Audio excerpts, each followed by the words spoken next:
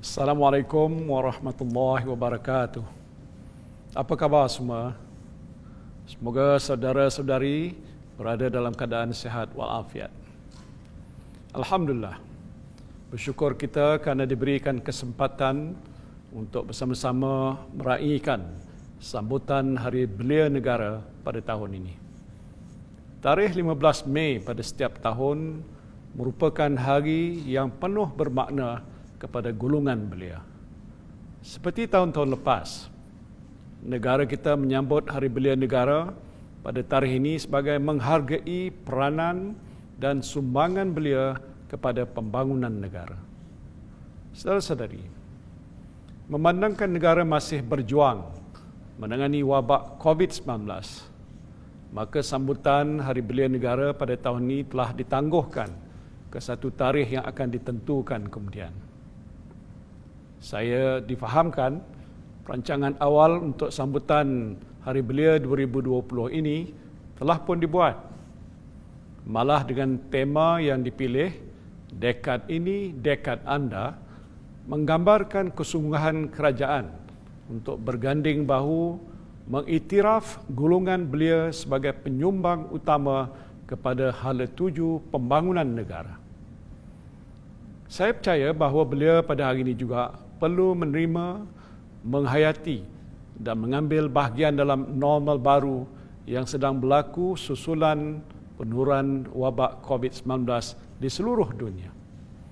Gaya hidup dan cara bekerja yang dahulu perlu berubah sesuai dengan keadaan semasa, terutama pada masa pelaksanaan Perintah Kawalan Pergerakan Bersyarat atau PKPB di seluruh negara. Sebab itu kerajaan telah mengambil langkah proaktif bukan saja untuk menghentikan penurunan wabak COVID-19 tetapi memastikan golongan belia tidak tercicir dalam meneruskan kelangsungan hidup. Saudara-saudari, hasil tinjauan Kementerian Belia dan Sukan melalui Institut Pendidikan Pembangunan Belia Malaysia pada bulan Mac menunjukkan 95.8% belia menyokong inisiatif bantuan keuangan kerajaan menerusi langkah tambahan pakej ransangan ekonomi untuk mendaya upayakan ekonomi belia yang terjejas akibat wabak COVID-19. 78.7% belia pula melihat inisiatif kerajaan ini mampu meningkatkan ekonomi negara. Dapatan ini sedikit sebanyak memberi gambaran bahawa perancangan yang dibuat oleh kerajaan ini selari dengan harapan golongan belia. Namun saya yakin masih banyak lagi usaha yang perlu kita laksanakan bersama bagi menangani keadaan selepas wabak COVID-19 ini berakhir.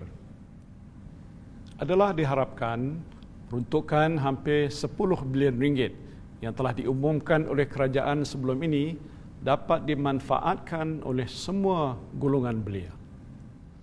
Kerajaan juga menghargai belia dari pelbagai kaum yang tampil membantu masyarakat sepanjang tempoh negara kita menangani wabak COVID-19 ini.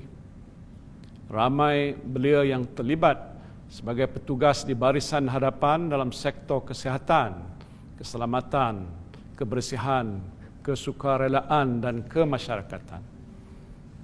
Tidak dilupakan juga kepada yang menyumbang idea-idea kreatif dan berinovasi dalam membantu mempermudahkan lagi urusan sesama rakyat.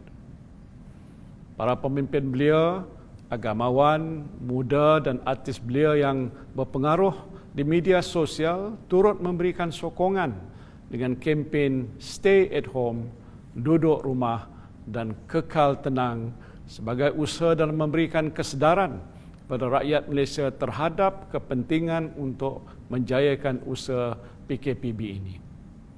Anda semua adalah wira yang tidak didendang.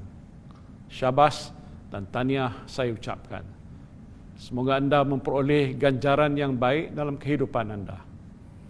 Akhir kata, saya ucapkan selamat Hari Belia Negara 2020 kepada semua warga belia di negara ini.